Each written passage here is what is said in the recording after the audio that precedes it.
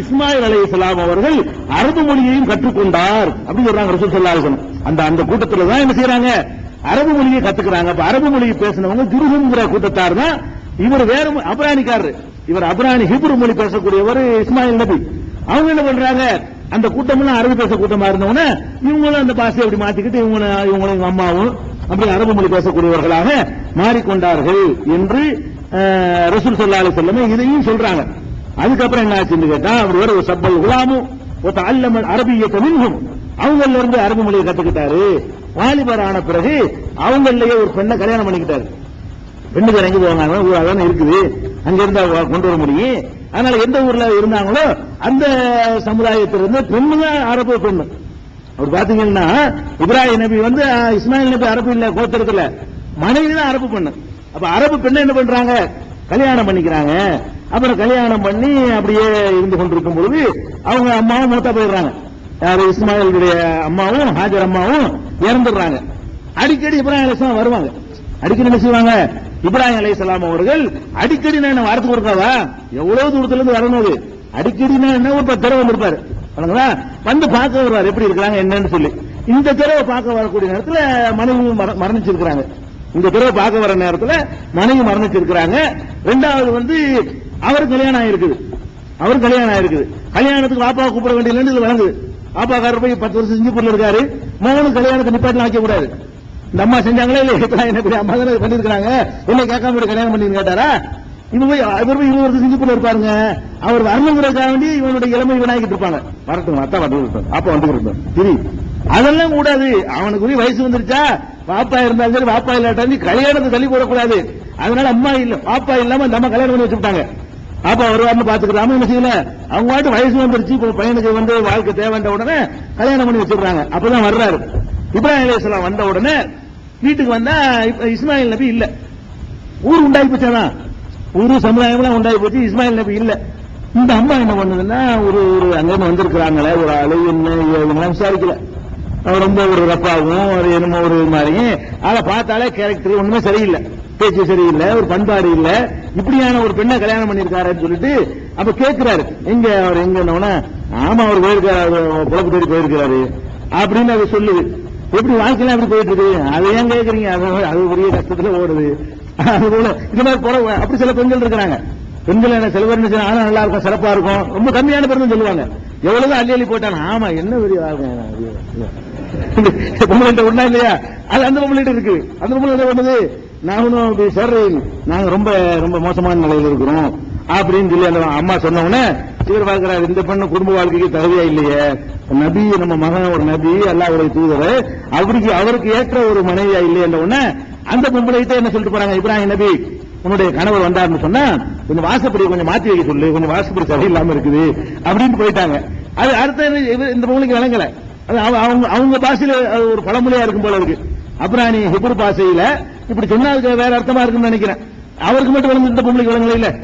அப்படின்ற உடனே அவர் வர்றாரு, இஸ்மாயில் வெளியே போனாலும் யாரோ புதுசா ஆள் வந்த மாதிரி அறிவு, சோறு கூட கொடுக்கணும்னு விளங்குது, சாப்பிடுங்க தண்ணி குடிங்க பரிசம் சாப்பிடுங்க அப்படிதான் சொல்லி ஒன்னும் செய்யல அந்த அம்மா.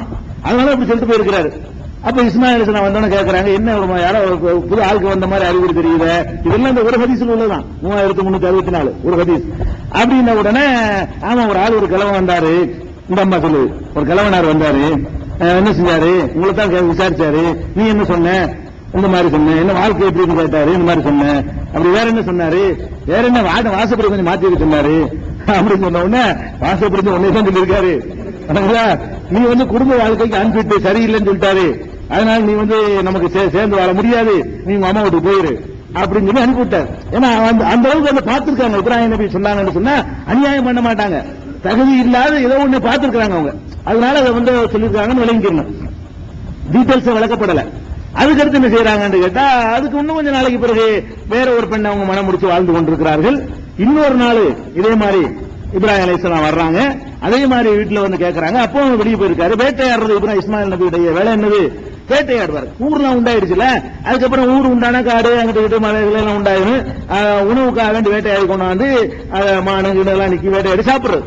அந்த மாதிரி அம்பு ஏறுவது ரொம்ப கெட்டிக்கார ஆளா இருந்திருக்காங்க. அதையும் ரசூல் ஸல்லல்லாஹு அலைஹி வஸல்லம் சொல்லியிருக்காங்க, சஹாபாக்கள் அம்பு ஏறி கொண்டிருக்கும் பொழுது நல்ல அம்பு இருந்து விளையாடுங்க, உங்க தகப்பனார் இஸ்மாயில் அப்படிதான் பண்ணிட்டு இருந்தாரு அப்படின்னு ரசூல் ஸல்லல்லாஹு அலைஹி வஸல்லம் சொல்லியிருக்கிறாங்க. இந்த அம்பு எய்தல் ஈட்டி எறிதல் நம்ம ரொம்ப திறமையான ஆளு. அந்த மாதிரி ஈட்டி எடுத்துட்டு போயிட்டாரு இஸ்மாயில் நபி.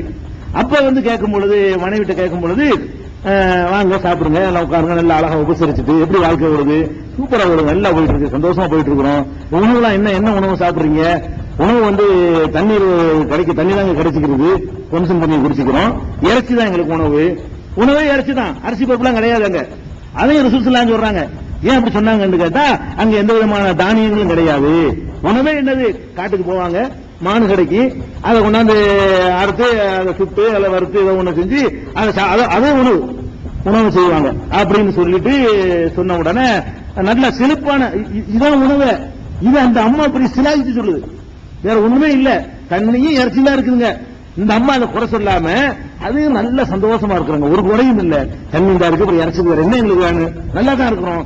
இந்த ஒரு பண்பாடுக்காக என்ன பண்றாங்கன்னு கேட்டா, இப்ராஹிம் அலைஹிஸ்ஸலாம் அவங்க அல்லாஹும்ம பாரிக் லஹும் ஃபில் மா ஃபில் லஹ்மி வல் மாயி, யா அல்லாஹ் இறைச்சியிலையும் தண்ணீர்லையும் உங்களுக்கு பரக்கத்து செய்யி அப்படின்னு துஆ செஞ்சுட்டாங்க. யார்? இப்ராஹிம் அலைஹிஸ்ஸலாம். இன்னைக்கும் படிக்குத ஒரு ஆட்டு திங்கிறாங்க, நம்ம சோறு மாதிரி திங்கிறாங்க, இறைச்சியில் அல்லாஹ் பரக்கத்து செஞ்சிருக்கிற பார்த்தா அங்க போனதுக்கு 3 பேர் உட்காரோம், ஒரு ஆட்டை அப்படி திங்க வச்சா முழு ஆட்டை வைப்பான், பிச்சு திண்டு போடுவாங்க, சோறுலாம் திங்க மாட்டாங்க, ரொட்டியை தொட்டுக்குருவான்.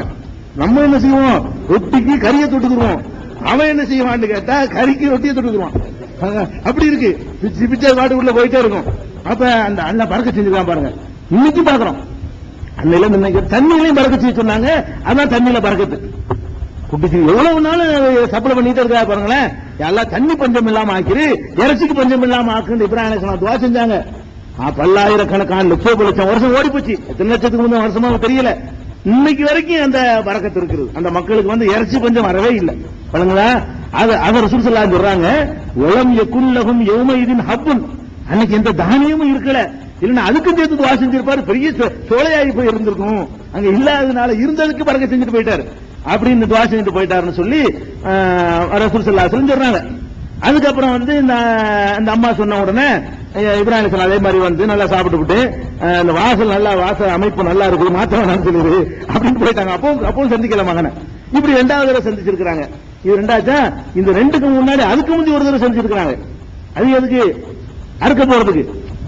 அறுத்து பலியிடுவது சின்ன பிள்ளைகளுக்கு நடக்கிறது இல்லது, இந்த இளைஞரை கல்யாணம் பண்றதுக்கு முந்தி நடக்கிறது.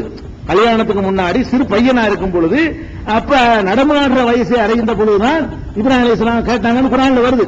அப்ப இந்த 2 சந்திப்பு இந்த இடத்துல சொல்லப்படுகிறது. இதுக்கு முந்தி ஒரு சந்திப்பு நடந்திருக்கிறது என்பது குர்ஆன்ல இருந்து விளங்குது. இதுக்கு அடுத்த ஒரு சந்திப்பு 4வது சந்திப்புல தான் காபா கட்டுறதுக்கு, காபாவை கட்டா இறைவன் உத்தரவிட்டுட்டான் வாப்பான்னு சொல்லிட்டு, அப்பதான் கல்யாணம் 2வது கொண்டாட்டிங்க பண்ணி இந்த கல்யாணத்துக்கு பிறகு பார்த்துட்டு போய் மறுபடியும் ஒருக்கா வந்து அப்பதான் மகன்கிட்ட வந்து சொன்னாங்கன்னு வருது இந்த ஹதீஸ்ல. இந்த ஹதீஸ்ல 3 தடவை இப்ராஹிம் அலைஹிஸ்ஸலாம் அவர்கள் குடும்பத்தை பார்க்க வந்தது இருக்குது. ஒன்னு வந்து அந்த மனைவி இருக்கும் பொழுது, 2வது இந்த மனைவி இருக்கும் பொழுது, அதுக்கு அடுத்து வந்து காபாவை கட்டுவதற்கு என்று ஒரு தடவை வந்திருக்கிறாங்க. 3 தடவை வந்ததாக இந்த ஹதீஸ் சொல்லுது. ஆனால் குர்ஆன்ல இருந்து பாத்தீங்கன்னா இன்னொரு தடவை இருக்குது. அது என்ன தடவை? இவர் கல்யாணத்துக்கு முன்னாடி அந்த காபாவை கட்டுவதற்காக உள்ள ஒரு சந்திப்பு. இவ்வளவு விஷயங்களுமே இதுக்கு பிறகு என்ன செய்யறாங்கன்னா, இதே ஹதீஸ்ல வருது, மறுபடியும் ஒருக்கா வந்தாங்க, வந்து சொன்னாங்க, மகனே அல்லாஹ் எனக்கு உத்தரவிட்டு இருக்கிறான். என்ன விட்டுருக்கிறான்? அந்த உயரமா இருக்கிற மேடு, அந்த இடத்தில் அவனுடைய ஆலயத்தை எழுப்புமாறு அல்லாஹ் கட்டளையிட்டு இருக்கிறான். நீ எனக்கு உதவி செய்யறியா? பேச செய்கிறேன். இஸ்மாயில் அலைஹிஸ்ஸலாம் கல்லை எடுத்து கொடுக்க, இப்ராஹிம் அலைஹிஸ்ஸலாம் அவங்க கொத்தனாரா நின்று கட்டினது. இந்த காபத்துல்லாஹ் என்பது சாதாரண ஆளுக்கு கட்டினது இல்ல, அல்லாஹ்வுடைய கலீல் இறைவனுடைய உற்ற தோழர் கட்டின ஆலயம் அது. அப்படி அவர்கள் என்ன செஞ்சாங்க? அதை கட்டினாங்க. என்ன சொல்லி கட்டினாங்க? ரப்பனா தகப்பல் மின்னா, இறைவா எங்களிடமிருந்து அங்கீகரித்துக்கொள், இன்னக அன்த சமீஉல் அலீம், நீ தான் செவியே இருக்கிறவன் அறிந்தவன் என்று சொல்லி அந்த காபத்துல்லாவை கட்டினார்கள் என்று நம்ம பார்க்கிறோம். ஆச்சா, இந்த இடத்துல காபாவை கட்டுறதுல வந்துட்டதுனால கட்டின விஷயத்தையும் கொஞ்சம் தெரிஞ்சுக்கணும், எப்படி கட்டினாங்க, என்ன கட்டினாங்கன்னு. இப்ப காபத்துல்லாவை பத்தி நம்ம நிறைய பேருக்கு அந்த சரியான தகவல் தெரியாது. இப்ப நம்ம என்ன வடிவத்தில் பார்க்கிறோமோ இந்த வடிவத்தில் இப்ராஹிம் அலைஹிஸ்ஸலாம் காபத்துல்லா கட்டல. நீங்க பாக்குறீங்கல்ல, செவ்வகமான ஒரு வடிவம், இந்த வடிவத்தில் இப்ராஹிம் அலைஹிஸ்ஸலாம் காபத்துல்லா கட்டினாங்களான்னு கேட்டா இந்த மாதிரி கட்டல. எந்த மாதிரி கட்டினாங்கன்னு கேட்டா, இப்ராஹிம் அலைஹிஸ்ஸலாம் கட்டின காபாவுல வந்து 3 பக்கம் தான் சதுரமா இருக்கும், 3 பக்கம், ஒரு பக்கம் இப்படி வளைவா இருக்கும். மொத்தமா சேர்த்து கட்டணும். கட்டணம் எப்படி இருக்கும்னு கேட்டா, அந்த அரைவட்டம் பார்த்தா தெரியும். காபாவுக்கு பக்கத்துல இப்படி லாட மாதிரி ஒண்ணு வச்சிருப்பாங்க, பாக்குறீங்களா? காபாவுக்கு லாட மாதிரி இருக்குதா? அந்த லாட மாதிரி உள்ளதும் வந்து செவரா இருக்கும். காபா உயரத்துக்கு மொத்தமா சேர்ந்து இருக்கும். அதுல இமாம் நிக்கிற இடம் சொல்ல போனா, அப்ப பள்ளிவாசல உள்ள போய் தொழுகிறது தானே. உள்ள போய் தொழுகும் பொழுது நம்ம இமாமுக்கு நீங்க என்ன பண்ணிருப்பீங்க, மிஹராபுக்கு வளைச்சு விட்டுருப்பீங்கல்ல, அந்த மாதிரி அந்த வளைவு உள்ளக இருந்தது.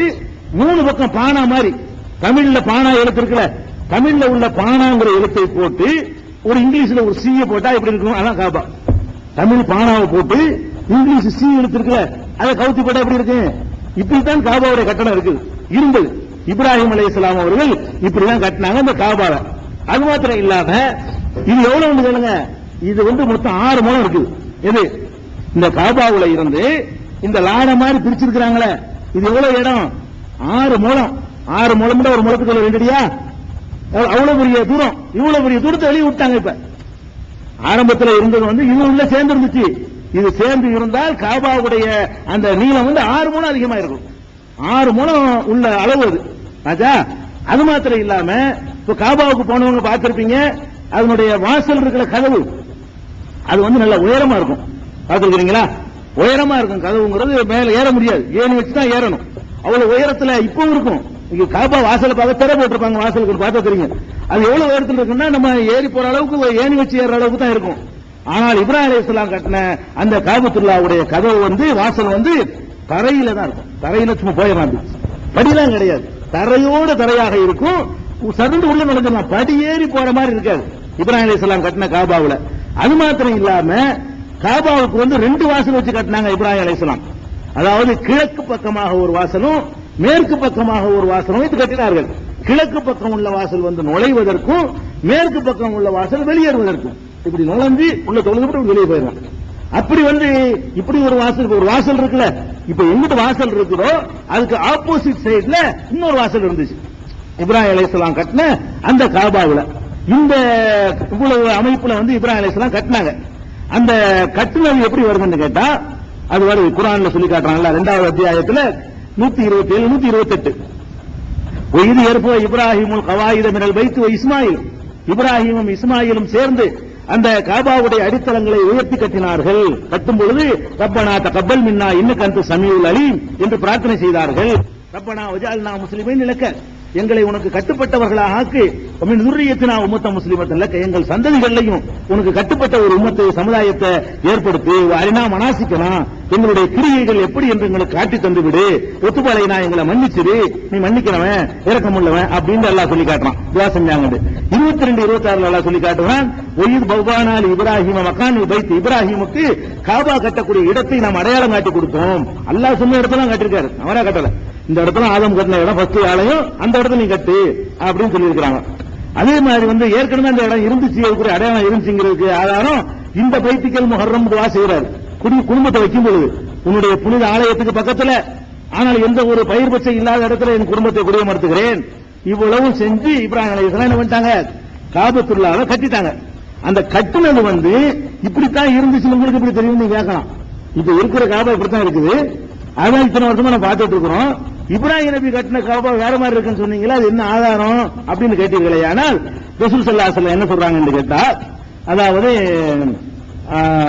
மக்கள்கிட்ட சொல்றாங்க, எப்படி சொல்றாங்கன்னு கேட்டா, லவ்லா கௌமுக்கி ஹதீஸ் அஹதின் பில் குஃப்ரி, ஆயிஷா நாயிட்டு சொல்றாங்க ரசூல் ஸல்லல்லாஹு அலைஹி வஸல்லம், உன்னுடைய சமுதாயத்தவர்கள் புதிதாக இஸ்லாத்தை ஏற்றுக்கொண்டவர்களாக இல்லாமல் இருந்தால், இப்பதான் வந்திருக்கிறாங்க, அடிப்படையில் வழங்காம இருக்கிறாங்க, அப்படி இல்லாமல் இருந்தால் நகல்துல் காபா, இந்த காபாவை நான் இடித்துவிட்டு ஜஅல்துஹா அலா அஸாஸ் இப்ராஹிம், இப்ராஹிமுடைய அடித்தளத்தின் மீது நான் மறுபடி கட்டியிருப்பேன்.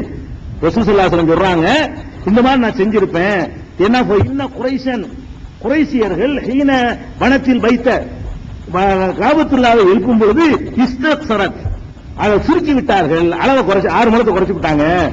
6 முழம் சேர வேண்டியதை விட்டு விட்டாங்க குறைஷிகள் அப்படின்னு ரசூல் ஸல்லல்லாஹு அலைஹி வஸல்லம் சொன்னதாக முஸ்லிம்ல 2367 பாக்குறோம். இது எப்ப நடந்துச்சுன்னு சொன்னா, ரசூல் ஸல்லல்லாஹு அலைஹி வஸல்லம் நபியாவதுக்கு முன்னாடி சிறுவராக இருக்கிற காலத்துல அந்த காபா சிதிலமடைஞ்சு போயிருக்கு. இப்ராஹிம் அலைஹிஸ்ஸலாமுடைய காபா சிதிலமடைந்து போய் இருக்கிறது. அப்ப என்ன செய்யறாங்கன்னா, குறைஷிகள் ஆலோசனை பண்ணி நம்ம இந்த காபாவை கட்டணும் அப்படின்னு கட்ட ஆரம்பிக்கிறாங்க. கட்டும் போது பைசாவுக்கு தட்டுப்படியா போச்சு. கட்டிட்டு வர்றாங்களா, காசு கம்மியா இருக்குது, இந்த காசை கொண்டு நம்ம அந்த 6 முழத்தை சேர்க்க, அது வளைஞ்சு தானே இருக்க, விட்டுருவோம், சதுரமா கட்டிவிடுவோம் அப்படின்னு சொல்லி கட்டினாங்க. இந்த கட்டுற பணியில வந்து ரசூல் ஸல்லல்லாஹு அலைஹி வஸல்லம் அவர்களும் பங்கெடுத்தாங்க. ரசூலா பங்கெடுக்கல, பையனா. ரசூல் ஸல்லல்லாஹு அலைஹி வஸல்லம் அவர் ரசூல் ஆகுறதுக்கு முன்னாடி சிறு பையனாக எப்படி இருக்கிறாங்கன்னு கேட்டா, இந்த சம்பவம் புகாரில் நீங்க பார்க்கலாம். 3829, 1582, 346 ஆகிய ஹதீசுகள்ல கான என்குலுமாகுமுல் ஹிஜாரத்தலில் கஅபா, கஅபா கட்டுவதற்காக மக்களோடு சேர்ந்த நபிகள் நாயகம் ஸல்லல்லாஹு அலைஹி வஸல்லம் அவர்களும் சிறுவராக இருக்கும் பொழுது கல் சுமந்தார்கள். அப்ப ரசூல் ஸல்லல்லாஹு அலைஹி வஸல்லம் கல் எடுத்து கொடுக்குறாங்க. அப்ப கஅபா காட்டுறாங்க. சின்ன பிள்ளை ஒண்ணும் சொல்ல முடியாது, கல் எடுத்து கொடுக்குறாங்க எல்லாரும் செய்யற மாதிரி. அப்ப அந்த அளவை குறைச்சிட்டாங்க அப்படின்றது இது வந்து ரசூல் ஸல்லல்லாஹு அலைஹி வஸல்லம் அவங்க வாயினாலேயே சொல்றாங்க. அதே மாதிரி வந்து சஹீஹ் முஸ்லிம்லயே 2369வது ஹதீஸ்ல எப்படி இருக்குன்னு கேட்டா, வல ஜஅல்து பாபஹா பில் அர்வி, நான் ஆறுமுகத்தை சேர்க்கிறது மட்டும் இல்ல, அவனுடைய வாசல் இருக்குல்ல, கதவு வாசல், அத தரையோட தரையா இறக்கி வச்சிருப்பேன். புதுசா வந்திருக்கிறாங்கன்னு பாக்குறேன், நம்ம கட்டணம் மாத்தி விட்டாருன்றவங்க இப்போ இஸ்லாத்துக்கு வந்துருக்காங்க. அவங்க விளங்காம இருக்கிற காரணத்தினால நான் என்ன செய்யல, விட்டு வச்சுக்கிட்டு இருக்கிறேன். அந்த கதவை வந்து வாசலை வந்து தரமட்டமா ஆக்கியிருப்பேன். மேலும் அந்த ஹிஜ்ருங்கிற பகுதிக்கு பேரு லாடம், லாடம் மாதிரி வளைஞ்சிருக்குமே, அதுக்கு பேரு ஹிஜ்ரு. அந்த ஹிஜ்ருங்கிற பகுதியையும் இதுல நான் சேர்த்திருப்பேன் அப்படின்னு சொல்றாங்க. இது வந்து முஸ்லீம்ல 2369. இதுல வந்து 6 மூலம் நான் சொன்னேன்ல, அது நானா சொல்ல, நானே கலந்து பார்த்தேன். ரசூல் ஸல்லல்லாஹு அலைஹி வஸல்லம் அதை சொல்லியிருக்காங்க. அப்படி சொல்றாங்கன்னு கேட்டா, லௌலா அன்ன கௌமிக்கு ஹதீஸு அஹதின் பிஷிர்கின், உன்னுடைய சமுதாயத்தவர்கள் புதிதாக இணை கற்பித்து விட்டு வந்திருக்கிறாங்க. அப்படி இல்லை என்று சொன்னால் லஹதம்துல் காபா, காபாவை இப்ப இருக்கிற காபாவை இடிச்சு விட்டு ஃபஅல்ஸத்துஹா பில் அர்லி, அதை தரையோட தரையை ஆக்கி ஜஅல்துலஹா பாபைனி, அதுக்கு 2 வாசலை ஆக்கி இருப்பேன். பாபன் ஷர்கியன் வ பாபன் கர்பியன், ஒன்னு கிழக்கு நோக்கிய வாசல், இன்னொன்னு மேற்கு நோக்கிய வாசல் என்று 2 வாசல்களை அமைத்திருப்பேன். ஒரு ஜித்து பிஹா சித்தத் அதுரை மினல் ஹிஜ்ரி, ஹிஜ்ரி என்ற பகுதியிலிருந்து ஒரு 6 முழத்தை இதில் நான் அதிகமாக்கி இருப்பேன். அதான் இப்ராஹிம் நபி காபா என்று பெருமானார் ஸல்லல்லாஹு அலைஹி வஸல்லம் சொல்லிட்டு, இன்ன குரைஷன் இஸ்தக்ஸரத்ஹா ஹைசு பனத்தில் காபா, காபாவை கட்டும் பொழுது குறைஷியர்கள் சுருக்கி விட்டார்கள், குறைச்சு ஒரு கதவையும் குறைச்சு விட்டாங்க, அது மாதிரி பண்ணி விட்டாங்க. அதுல கூட இந்த வாசலை உயரமாக்குனாங்கல்ல, அதுக்கு ரசூல் ஸல்லல்லாஹு அலைஹி வஸல்லம் காரணம் சொல்றாங்க. ஏன் உயரமாக்குனாங்க தெரியுமா? காபாவை கட்டும் போது வாசலை உயரமாக்குனாங்கன்னா அவங்க உயர்ந்த குலம், ரசூல் ஸல்லல்லாஹு அலைஹி வஸல்லம் குலம் இருக்குத, அவதான் இன்னைக்கு ரொம்ப ராயல் உயர்ந்த குலம் இருந்தாங்க. அப்படி நினைச்சுக்கிட்டு இருந்தாங்க. எல்லாரும் உள்ள நுழைஞ்சிட கூடாதான், உயரமா இருந்தா ஏணி வந்து இவங்க வச்சிருப்பாங்களாம், இவங்க கண்ட்ரோல்ல இருக்குமா. அவங்களுக்கு வேண்டிய உயர் ஜாதிக்காரங்க வந்தா ஏணியை கொடுத்து மேல போன்னு சொல்லுவாங்களாம், அவன் தான் உள்ள நுழைய முடியும். தரையோட இருந்தா எல்லாம் உள்ள போயிருவான, எல்லாம் போகக்கூடாதுங்கிறதுக்காக வேண்டி தரை மட்டும் ஏறி போக முடியாத அளவுக்கு உயரமா வாசலாக்கி யாரும் போகக்கூடாது, நாங்க மட்டும் தான் போவோம் அப்படி சொல்லி அது பக்கத்துல ரூம் போட்டு வச்சிருப்பாங்க, ஏணி வச்சிருப்பாங்க. அது யாரு கொடுப்பான்னு கேட்டா ரசூலுல்லாஹ் வம்சத்துக்கு மட்டும் தான் கொடுப்பான், குறைஷிக்கு மட்டும். இதுக்கு தான் பண்ணாங்க என்றும் நம்ம சஹீஹ் முஸ்லிம்ல 2371வது ஹதீஸ்ல பார்க்கலாம். இப்படி அந்த காபா என்பது வந்து இப்ப இருக்கிற வடிவத்தில் இருக்கிற விளங்கிக்கணும். இப்ராஹிம் அலைஹிஸ்ஸலாம் கட்டினாங்க, இப்படி கட்டல, இப்படி கட்டல என்ற ஒண்ணு. இப்னு சுபைர் இருக்காங்களே, அவங்களுடைய ஆட்சி காலத்தில் என்ன பண்றாங்கன்னு கேட்டா, இந்த ஆயிஷா நாயகி தான் ஹதீஸ் அறிவிக்கிறாங்க. ஆயிஷா நாயகி அவங்களுக்கு வந்து சின்னமா தானே, அதனால இப்னு சுபைர் என்ன பண்றாங்கன்னா, ரசூலுல்லாஹ் அந்த மாதிரி சொல்லியிருக்கிறாங்க, அவருக்கு ஆட்சி இருக்குது, அதனால நான் ரசூலுல்லாஹ்வுடைய எண்ணத்தை நிறைவேற்ற போறேன். ரசூல் ஸல்லல்லாஹு அலைஹி வஸல்லம் வந்து அதை கட்டணம் விரும்பினாங்க, புதுசா வந்திருக்கிறதுனால தான் வேணாம்னு சொன்னாங்க. இப்ப நீங்க புதுசெல்லாம் கிடையாது, எத்தனை வருஷம் ஓடி போச்சு, அதனால நான் என்ன பண்ண, இது எப்ப நடக்குதுன்னு கேட்டா ஹிஜ்ரி வந்து 72ல நடக்குது. ஹிஜ்ரி 72ல இவர் ஆட்சிக்கு வர்றார் ரசூல் ஸல்லல்லாஹு அலைஹி வஸல்லம்க்கு பிறகு. ஹிஜ்ரி 72ல இப்னு சுபைர் அந்த மக்காவுடைய நிர்வாக ஆட்சி வரும்பொழுது அவர் என்ன பண்றாருன்னா, இதே மாதிரி இப்ப நான் சொன்னேன்ல, ரசூல் ஸல்லல்லாஹு சொன்னாங்க இல்லையா, கிழக்கு ஒரு வாசல் மேற்கு ஒரு வாசல், 2 வாசலுமே தரையில தரமட்டத்துக்கு 2 வாசல், ஹிஜ்ருங்கிற பகுதியை சேர்த்து இந்த வடிவத்தில் நினைக்கிட்டாரு காபத்துல்லாவை வந்து கட்டினாரு. கட்டிட்டு என்ன பண்ணாருன்னா அதை கூட சொல்லி காட்டுறாங்க, எப்படி வருதுன்னு கேட்டா, அதாவது காபாவுடைய அந்த உயரம் இருக்குல்ல, உயரம் வந்து அவர் கட்டும்போது 18 முழம். அவர் இப்னு சுபைர் கட்டினார் இல்லையா, அப்ப என்ன பண்றாருன்னா உயரத்தை கொஞ்சம் அதிகமாக்குறாரு, 18 முழமாக ஆக்கி அதனுடைய நீளம் ஏற்கனவே எவ்வளவு இருந்துச்சுன்னா 8 முழம் தான் இருந்துச்சு. ஏற்கனவே இருந்தது என்னன்னு கேட்டா, இப்ராஹிம் அலைஹிஸ்ஸலாம் கட்டின காபா வந்து 8 முழம் தான் இருந்திருக்கு. இந்த ஹதீஸ்ல முஸ்லிம்ல வரக்கூடிய 2371 அதுல 8 முழமா இருந்து என்ன பண்றாருன்னா, உயரத்தை மட்டும் இவர் கொஞ்சம் கூட்டுறாரு, அடிப்படை தானே கொஞ்சம் உயரமா இருக்கட்டும், எல்லா பக்கத்தும் தெரியட்டுமேங்கிறதுக்காக வேண்டி ஒரு 10 முழத்தை அதிகமாக்குறாரு. அதை செஞ்சு விட்டு அதுக்கப்புறம் என்ன பண்றாருன்னு கேட்டா, இப்படி ஒரு வாசல் அப்படி ஒரு வாசல் அமைச்சு கட்டி முடிச்சிட்டாரு. அப்ப இடிக்கும் போது கூட என்ன பண்றாங்கன்னு கேட்டா மக்கள் எல்லாம் வந்து ஆட்சேபனை பண்றாங்க. எல்லாம் ஒரு காபாவில் கையை வச்சு அல்லா எல்லாம் பண்ணிட்டானு பண்றது. ரசூலுல்லாஹ் ஏன் போயிட்டாங்க? அல்லாஹ்வுடைய காபாவில் போய் கையை வச்சா அபாபில் பறவை அனுப்பி அவன் காப்பாத்தி இருக்கான். அப்படிப்பட்ட ஒரு காபாவில் போய் நம்ம போய் இடிச்சா என்ன ஆகும்னு சொல்லிட்டு அப்ப ஒரு ஆள் டெஸ்ட் பண்ணி பார்ப்போம் அப்படின்னு ஒரு ஆளை ஏற்றி விட்டு ஒரு கல்ல பேசி போடும். ஒரு நாள் வரைக்கும் பார்ப்போம் அந்த ஆளுக்கு ஏதாவது ஏற்படுதாண்டு. ஒண்ணு ஏற்படலன்னா நம்ம இடிச்சிருவோம். அப்ப அல்லாவுடைய கோபம் என்னன்னு தெரிஞ்சுக்கிறோம்னு சொல்லி முதல் நாள் ஒரு கல்லை மட்டும் பேத்து போடுறாங்க மேலே ஏறி. அவருக்கு ஒண்ணுமே ஆவல. அப்ப என்ன பண்றாங்க, இது இறைவனுடைய கோபத்துக்கு உரிய காரியம் இல்ல அப்படின்னு அவங்கள அதை முடிவு பண்ணிக்கிட்டு அதுக்கப்புறம் தரமட்டமாக்கிட்டு இந்த வடிவத்துல இப்ப இருக்கிற வடிவம் இப்ராஹிம் அலைஹிஸ்ஸலாம் காலத்துல இருந்த வடிவத்துல கட்டிவிட்டாங்க. கட்டின உடனே என்ன ஆகுதுன்னு கேட்டா அதுக்கப்புறம் வந்து இவரு ஹஜ்ஜாஜ் இப்னு யூசுப் என்ன பண்றாருன்னு கேட்டா 73 இவர் கொன்றாரு. ஹஜ்ஜாஜ் இப்னு யூசுப் அப்துல் மலிக் இப்னு மர்வானுடைய ஆட்சி காலத்துல இப்னு ஸுபைர் யாரு கொல்றார்? இந்த போட்டியில் அப்படிதான் சண்டை நடந்து யுத்தங்கிற நம்மளுக்குள்ள அடிச்சுக்கிட்டு தான் செத்தோம். அந்த மாதிரியான நேரத்தில் வந்து இவரை கொண்டுட்டு யாரு வந்த பொறுப்புக்கு? ஹஜ்ஜாஜ் இப்னு யூசுப் என்ற ஆள் வந்த உடனே அவர் மர்வானுக்கு வந்து அப்துல் மலிக் இப்னு மர்வானுக்கு கடிதம் எழுதி இந்த மாதிரி மாத்தி விட்டாரு, நம்ம அதை பழையபடி மாத்தி விடுவோம் அப்படின்னு சொன்ன உடனே அந்த ஆளு சரின்ட்டார். பழையபடி மாத்தி விடுவோம் சொல்லி என்ன செய்யறாரு, இப்ப ரசூலுல்லாஹ் காலத்துல இருந்த குறைசி கட்டினாங்களே அந்த மாதிரி மாத்திட்டு அந்த உயரத்தை மட்டும் அக்செப்ட் பண்ணிக்கிட்டாங்க. இந்த உயரத்தை கூட்டினார்ல 10 முழம் அது அப்படி இருக்கட்டும். இந்த ஹிஜ்ர் அந்த லாடம் சேர்த்தது அதை எடுத்து விட்டுரு. அதே மாதிரி வாசல் இருக்குல்ல, 2 வாசல் ஒன்னு அடைச்சு போடு, ஒரு வாசல் வசதி கட்டுது. ரசூல் ஸல்லல்லாஹு அலைஹி வஸல்லம் காலத்துல இந்த மாதிரி இருக்கட்டும் சொல்லி அவங்க காலத்துல இப்படி பண்ணிவிட்டாங்க. இந்த மாதிரி பண்ணின உடனே அதுக்கப்புறம் என்ன ஆச்சுன்னு கேட்டா மன்சூருங்கிறவர் ஆட்சிக்கு வர்றாரு. மஹதி பின் மன்சூர் அவர் ஆட்சி காலத்தில் என்ன பண்றாருன்னு கேட்டா மாலிக் இமாம் காலம் அது. இமாம் மாலிக்னு சொல்றோம்ல, அவங்க ஆலிமுல் மதீனா பெரிய அறிஞர். அவங்க காலத்தில் என்ன பண்றாங்கன்னா இந்த மாதிரி இருந்துச்சு, அவங்க எடுத்துக்கிட்டாங்க, இப்னு ஸுபைர் கட்டினாரு, ஹதீஸ்ல உள்ளபடி நம்ம செஞ்சிருவோம், ரசூலுல்லாஹ் விரும்பி இருக்கிறாங்க, அதனால நான் பழையபடி இப்னு ஸுபைர் மாதிரி நான் கட்ட போறேன் அப்படின்னு சொல்லி ஆலோசனை பண்ணும் பொழுது அவங்க மாலிக் இமாம் அழகான மாலிக் இமாம்னால இருக்கு இந்த காபா. மாலிக் இமாம் என்ன பண்ணிட்டாங்கன்னு கேட்டா உங்க ஆட்சியாளர்கள் மன்னர்களுடைய விளையாட்டு பொருளை ஆக்குற நான் ஒத்துக்க மாட்டேன். காபா உங்களுக்கு விளையாட்டு பொருளா அவர் கட்ட, அப்புறம் நீங்க இடிக்க, அப்புறம் இன்னொருத்தர் வந்தாலும் கட்ட, அப்புறம் நீங்க இடிக்க, காபா விளையாட்டு பொருளாக பாக்குறீங்களா அப்படின்னு சொல்லி அவர் கடுமையான செய்யறாரு. இன்னி அக்ஷா எத்தகையவர்கள் முழுக்குள்ள ஆபத்தன், மன்னர்கள் வந்து காபாவை விளையாட்டாக ஆக்குவதற்கு நான் ஒத்துக்க பயப்படுறேன், சரி வராது. நீங்க இடிச்சு கட்டுவீங்க, உங்களுக்கு எதிர்கட்சியில உள்ள வந்து நாளைக்கு ஆட்சி பிடிப்பான், அவன் அதை அடிச்சுட்டு வேற மாதிரி பழைய வீடு கட்டுறாமா, அதுக்கடுத்து நீங்க மறுபடியும் வருவீங்க, நீங்க கட்டுவீங்க, இதே வேலையா போயிட்டு இருக்குமா, தொடக்கூடாதுன்னு அவர். அதனால இருந்துட்டு போய் ரசூல் ஸல்லல்லாஹு அலைஹி காலத்து. அதனால காபாங்கிறது இப்ப இருக்கிற வடிவம் இப்ராஹிம் நபி கட்டினது இல்ல. இந்த வரலாறு தெரிஞ்சுக்கிறதுக்காக இப்ப இருக்கிறது என்ன, குறைஷிகள் கட்டினது. அதனால காபாவை தவாப் செய்யறாங்க, அந்த அதையும் சேர்த்து செய்யணும். அந்த வளைவுக்கு வெளியே தான் சுத்தணும், உள்ள போயிட்டு காபாவை தவாப் செய்யணும். நீங்க சுத்தணும் ஆயிரும். காபாவை சுத்தி வரும் பொழுது இந்த லாடத்தையும் சேர்த்துக்கிட்டு சுத்தினா தான் நீங்க காபாவை சுத்தினீங்கன்னு அர்த்தம். சரிதானே? அதுக்கு இடையில கிராஸ் பண்ணி போனீங்கன்னா நீங்க உள்ள நுழைஞ்சீங்கன்னு வரும்போது தவிர சுத்தினீங்கன்னு வராது. அப்படி எல்லாம் அதுல சில ஹுக்குமுகள் சட்டங்கள்லாம் இருக்கிறது. இது இப்ராஹிம் அலைஹிஸ்ஸலாம் அவர்கள் காபா கட்டிய வரலாறு, இன்னைக்கு உள்ள காபா வரைக்கும் உள்ள வரலாறுகளை பார்த்துட்டோம்.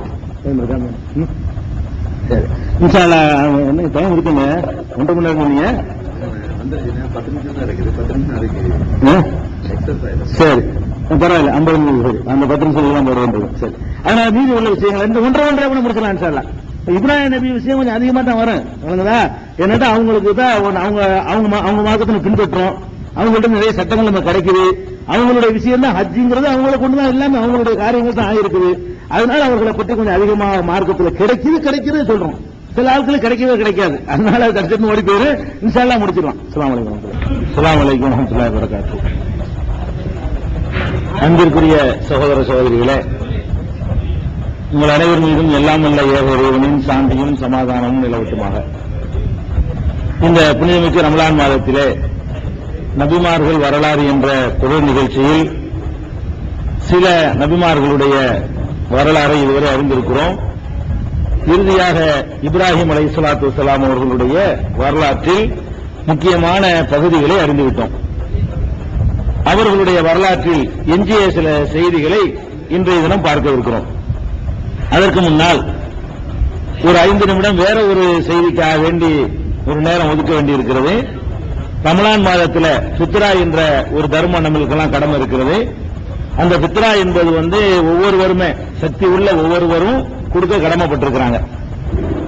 நோன்பு வைத்தவர்கள் தான் இல்ல, ஒரு குடும்பத்தில் நோன்பு வைக்காத முதியவர்கள் இருந்தாலும் சிறுவர்கள் இருந்தாலும் அத்தனை பேருக்காக வேண்டியும் குடும்ப தலைவர் கொடுக்கணும், தர்மம் செய்யணும்.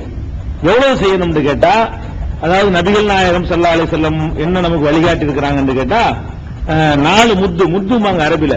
ஒரு முத்துன்னா அப்படி கை நிறைய அல்றோம் இல்லையா, அரிசி அல்றீங்க கை நிறைய, இதுக்கு பேர் ஒரு முத்து. 2 கையிலையும் அல்றது.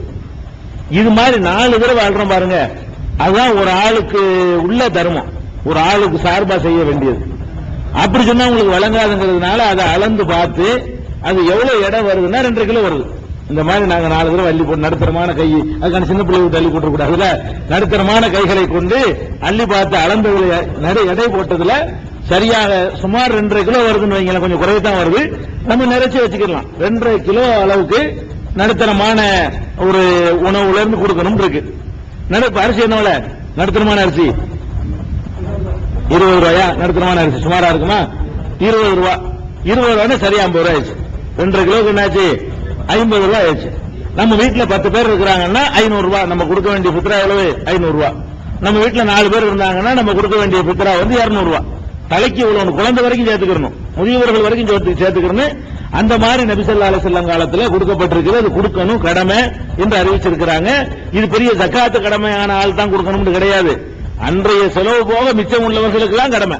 அன்னைக்கு சாப்பாடு பெருநாத்து எல்லாம் எடுத்தது போக, அதுக்கு போக நம்மள்ட்ட இருக்குதா, ஒரு 1000 ரூபாய் இருக்குதா, நம்ம கடமை ஆகிப்போம்.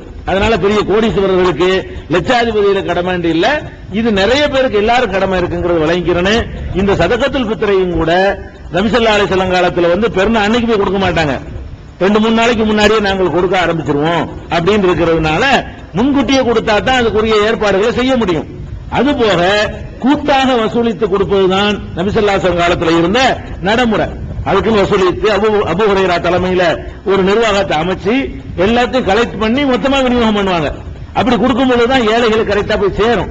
நம்ம வந்து கேட்கறவங்களுக்கு கொடுத்தீங்கன்னு வைங்க, ஒரே ஆள் தான் 100 பத்தியுமே கேட்பாரு. மான ரோசம் உள்ளவங்க எல்லாருமே கேட்க மாட்டாங்க. ஏன்டே அவர் தான் கேட்பாரு, உங்கள்ட்ட அவர் தான் கேட்பாரு, அவர்த்தையும் அவர் தான் கேட்பாரு. ரோசத்தோட உள்ள ஏழைகள் எவ்வளவு பேர் இருக்காங்க, உங்களுக்கு கிடைக்காம போயிடும். நம்ம விநியோகம் பண்ணி மொத்தமா கலெக்ட் பண்ணி கொடுத்தோம்னு சொன்னா அந்தந்த ஏரியாவில் உள்ள மக்கள்ல யாரு ஏழை, யாருக்கு உள்ள தேவைன்னு பார்த்து அவங்க தேவைக்கு கொடுக்கணும். ஒரு ஆளுடைய பித்ரா ஒரு ஆளு கொடுக்கணும் இல்ல, ஒரு ஆளுக்கு 2000 ரூபாய் அவ்வளவு நம்பர்ஸ் இருக்கிறாங்கன்னு சொன்னா 2000 ரூபாய் அவருக்கு கொடுங்க. ஒரு ஆளு வீட்டுல 2 பேர் தான் இருக்காங்க, ஒரு 500 ரூபாய் இன்னைக்கு செலவுக்கு போகுதுன்னா உங்களுக்கு 500 ரூபாய் கொடுங்க. 200 ரூபாய் போதுங்கிற தகுதியில் உள்ளவங்க 200 கொடுங்க. அப்படி தேவை அறிந்து அவங்க அன்னைக்கு பட்டினி கிடக்க கூடாது, எல்லாரையும் போல சந்தோஷமா இருக்கணும் என்பதற்காக கொடுக்கப்பட வேண்டிய தர்மம் இது. இதை வந்து நீங்க அந்தந்த பகுதிகளில் உள்ள கிளைகளில் கொடுக்கலாம், அல்லது உங்க பகுதிகளில் உள்ளவங்க ஒரு டீம் அமைத்துக் கொண்டு நம்ம ஏரியா, அந்த உங்களுக்கு தான் உங்க ஏரியாவில் உள்ள ஏழைப்பாளைகள் தெரியும், நீங்க அதை ஒரு வசூல் பண்ணி முறைப்படுத்தி கொண்டு அதை வந்து கரெக்டா தேடி சென்று வந்து பிச்சை வாங்க வைக்காம நம்ம கௌரவமா தேடி போய் கொடுக்கணும். அவங்களை பிச்சைக்காரங்க மாதிரி கீழே வர விட்டுறாம யார் யார் இருக்கான்னு போய் நம்ம தேடிக்கு போய் கண்ணியமான முறையில அவர்களுக்கு அரிசியாகவும் அல்லது பருப்பாகவும் ஒரு தேங்காயாக ஒரு சேமியாவாக கொஞ்சம் நெய், கொஞ்சம் கையில காசு, கொஞ்சம் கறி என்னன்னாலும் கொடுக்கலாம். இப்படி நம்ம மொத்தமா கூட ரூபாய் கூட கொடுக்கலாம். இப்படி நம்ம வந்து அன்னைக்கு பெருநாள் அவங்களும் சந்தோஷமா கொண்டாடணும். அதுக்கு தகுந்த மாதிரி கண்ணியமான முறையில கொடுக்கணும். இது பித்ராங்கிறது இது கவனத்தில் வச்சு இந்த கடமையை எல்லாரும் நிறைவேற்றுறதுனால ஒரு கடமை ஒன்று நிறைவேறுது. இதுல 3 விஷயம் இருக்கு. ஒன்று கடமை நிறைவேறுது, 2வது வந்து அன்றைய தினம் ஏழைகளுடைய வறுமை தீர்கிறது 2வது, 3வது வந்து நோன்பு வைத்தவர்களுக்கு எக்ஸ்ட்ரா ஒரு நன்மை கிடைச்சிக்கிறது. நோன்புல ஏற்பட்ட சில சில்லறை தவறுகள் இருக்கு பாருங்க, அதுக்கு பரிகாரம். நோன்பு வச்சுக்கிட்டே நம்ம யாராவது போய் பேசியிருப்போம், நோன்பு வச்சுட்டு குறைஞ்சு சொல்லியிருப்போம், அதெல்லாம் நோம்புடைய அந்த வெயிட்டை வந்து குறைச்சு போடும், அதை ஈடுகட்டுமா ரசூல் ஸல்லல்லாஹு அலைஹி வஸல்லம் சொல்றாங்க.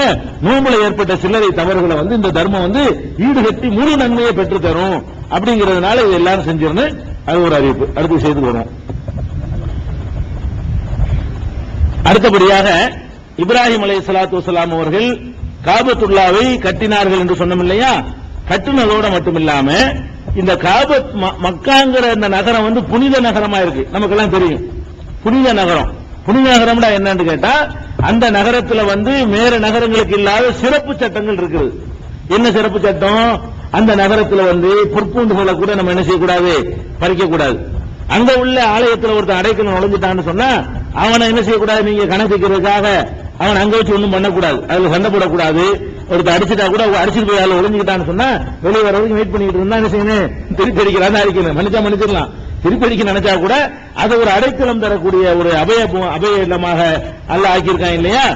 இத வந்து ஆதம் அலைஹிஸ்ஸலாம் முத கட்டினாங்க, அப்ப அது அபய பூமி கிடையாது, அது முதல் ஆலயமா இருந்துச்சே தவிர அப்ப இந்த புனித நகரமாகவோ புனித ஊராகவோ அறிவிக்கப்படவில்லை. அதுக்கு முன்னாடி கட்டினாங்க, ஊரை விட்டுட்டு போயிட்டாங்க.